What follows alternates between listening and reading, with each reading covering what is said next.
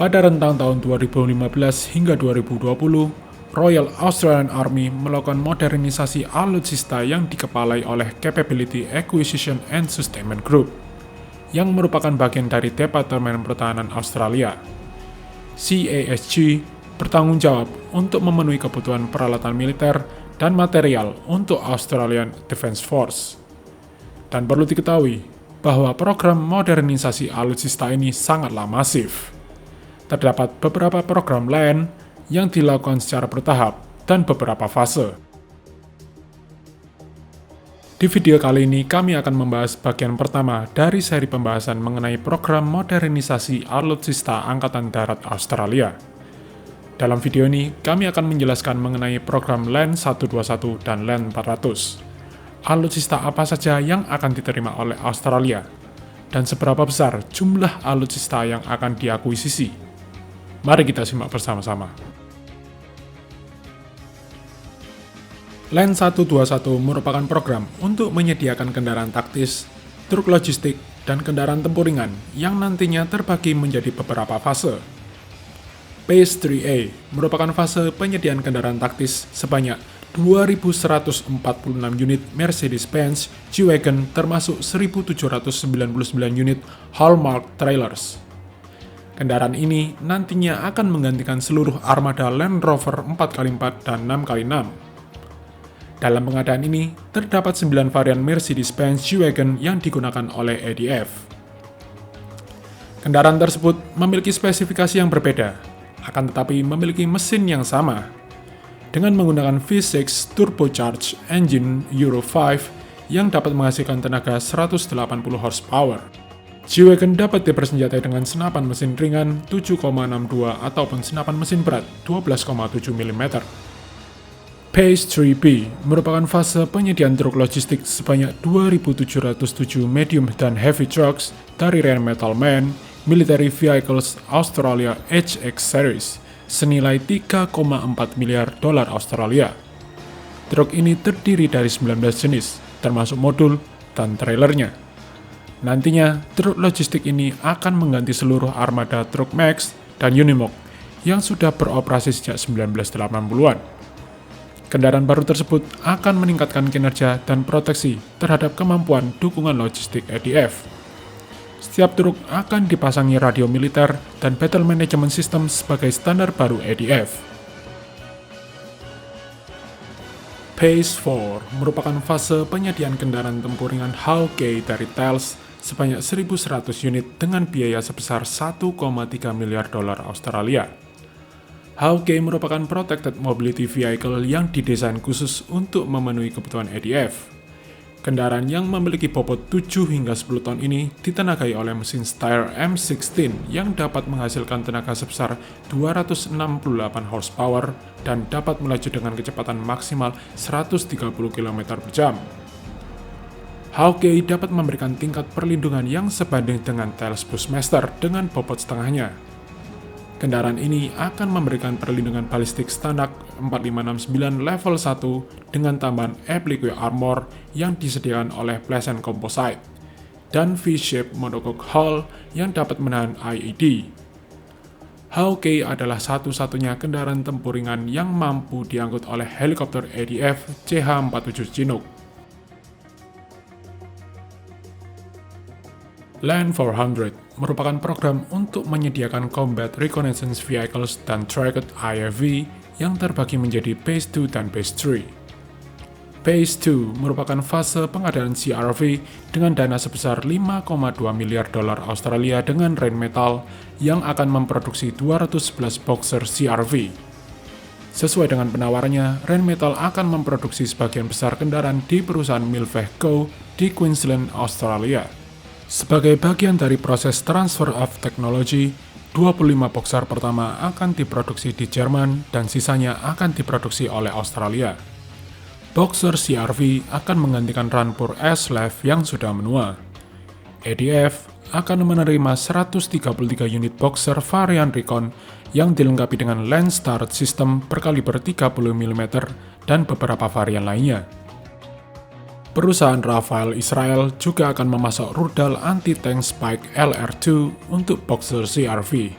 Rudal ini dapat menjangkau sasaran hingga 25 km. Boxer CR-V akan mendukung perindustrian Australia yang menggunakan baja khusus dari perusahaan lokal BlueScope Steel dan Bisalloy, dengan engineering support yang disediakan oleh perusahaan berbasis dari Melbourne Subpacket Asia Pacific.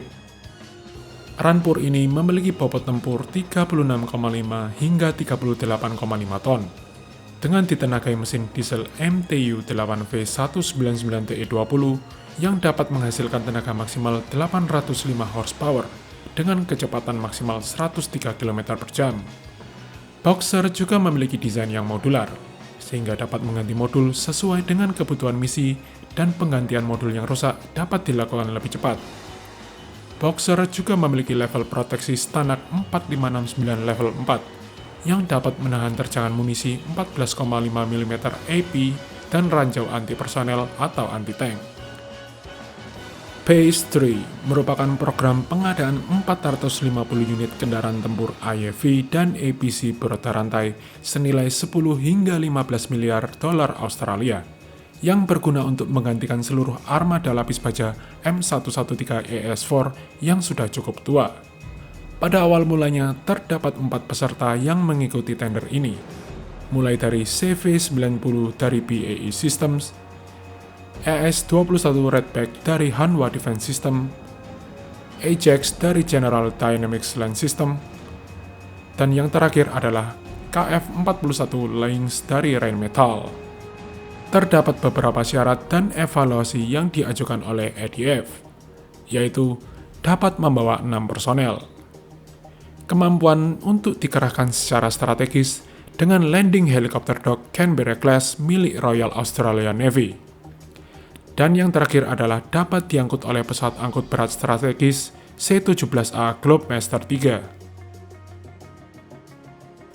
Pada akhirnya, Rheinmetall dan Hanwha Defense dinyatakan lolos dan akan mengikuti evaluasi lebih lanjut. Pemilihan ini didasari oleh kemampuan IAV yang telah memenuhi syarat yang diajukan oleh EDF. Dikatakan juga bahwa Ajax tidak sesuai dengan kriteria yang ditentukan, dan CV90 yang dinilai terlalu mahal.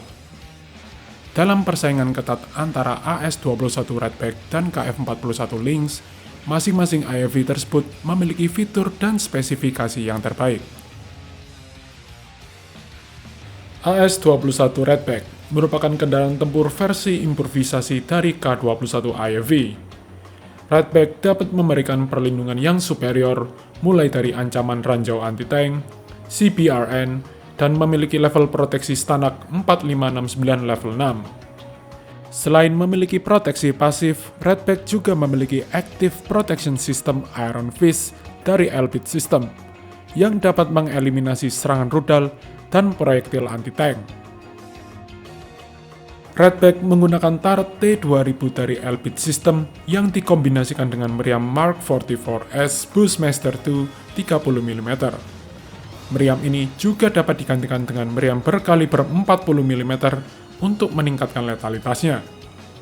Selain memiliki meriam 30 mm, turret ini juga dilengkapi dengan rudal anti-tank Spike LR2, senapan mesin koaksial Mag 58, dan RCWS EOS 400S Mark II.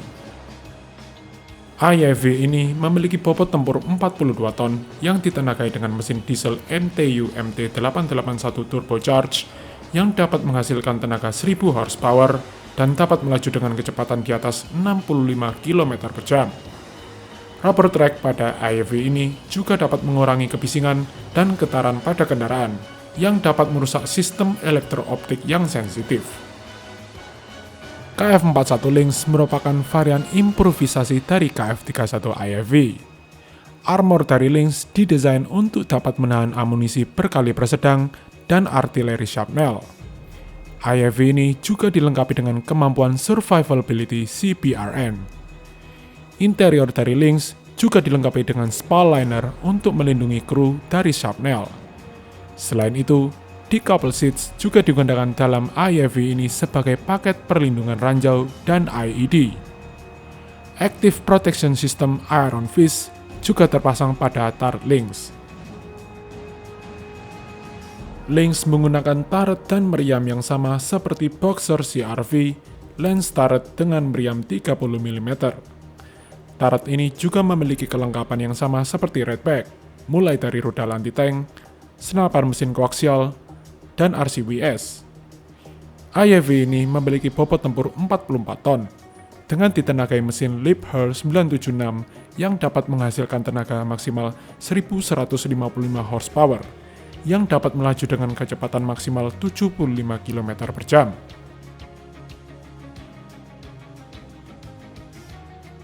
Proyek berskala besar ini tentu saja dapat membawa dampak positif bagi perekonomian Australia. Lebih dari 450 pekerjaan akan tercipta untuk Queensland baik dari sektor supply chain dan fasilitas produksi. Milveco diperkirakan dapat berkontribusi lebih dari $1 miliar Australia bagi perekonomian Queensland.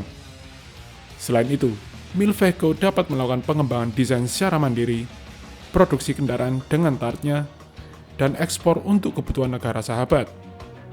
Perlu diketahui bahwa Milveco memiliki fasilitas dengan teknologi terbaik dari Rheinmetall. Hal ini dilakukan agar dapat memproduksi dan menginspeksi produknya dengan standar terbaik. Jadi bagaimana pendapat kalian mengenai program LAN 121 dan LAN 400 ini? Berikan pendapat Anda di kolom komentar. Di video berikutnya kami akan membahas mengenai program LAN 907 dan LAN 4503. Terima kasih sudah menonton video pertama dari seri ini, dan sampai jumpa di video berikutnya.